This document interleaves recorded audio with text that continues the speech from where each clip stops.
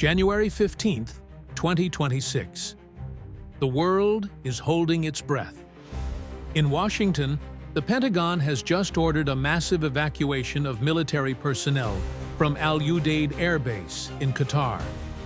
Simultaneously, Tehran has aimed thousands of ballistic missiles toward the Persian Gulf. Are we witnessing the final countdown to the bloodiest conflict of this century? After years of cold tension, why has January 2026 become the boiling point for the United States and Iran? And most importantly, what happens if the launch button is actually pressed?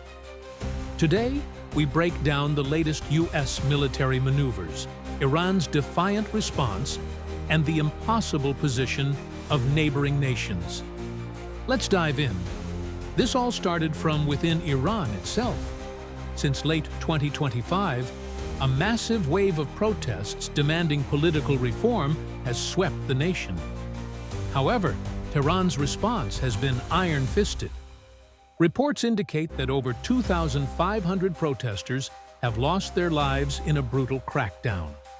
The return of Donald Trump to the White House has brought a drastic shift in policy. Moving away from previous diplomatic efforts, Trump has openly supported regime change in Iran. Recently, on social media, Trump sent a short but lethal message: Iranian patriots, help is on the way. This isn't just rhetoric. It's a signal for military intervention under the guise of humanitarian aid, a move Tehran views as a direct declaration of war. Let's look at the facts on the ground. The Pentagon isn't just talking. Since the first week of January, U.S. military movement has been massive. Why is the evacuation in Qatar so crucial? Because Al-Udeid is within short-range strike distance of Iran's missiles. By moving assets to more distant bases, the U.S. gains the breathing room needed to conduct surgical strikes or precision aerial campaigns. The U.S. strategy for 2026 isn't a massive ground invasion like Iraq. They are leaning into air superiority. The primary targets? IRGC command centers, nuclear facilities, and the Shahed drone factories that have been a thorn in the side of the West. But there is a terrifying variable: the S-400 air defense systems Iran reportedly received and fully operationalized with Russian assistance. Can the F-35 stealth jets truly penetrate this shield? Do not underestimate Iran. They know they are outmatched in terms of aircraft, but they are the masters of asymmetric warfare. Tehran operates under a doctrine called defense in depth. First, the Strait of Hormuz. If the U.S. attacks, Iran threatens to shut down this transit point.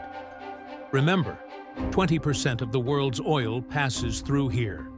If closed, the global economy could collapse within days. Second, the axis of resistance. Hezbollah in Lebanon and militias in Iraq are prepared to strike U.S. bases and Israel simultaneously from multiple fronts. For Iran, this is no longer about winning or losing. It's about mutual assured destruction. If we fall, the world falls with us. What does this mean for the rest of us? The consequences are staggering. If war breaks out, global oil prices are predicted to soar above $150 per barrel. This would trigger hyperinflation and a spike in the cost of basic goods worldwide. Diplomatically, the world is on edge.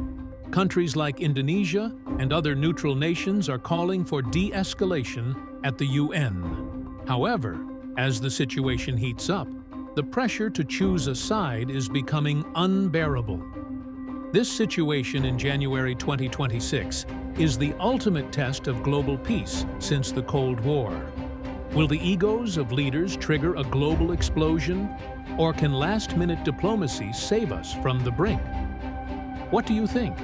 Is Trump's warning a precursor to a real strike, or will Tehran blink first? Let us know your thoughts in the comments below. Don't forget to like and subscribe for more updates on global military affairs, and I'll see you in the next video.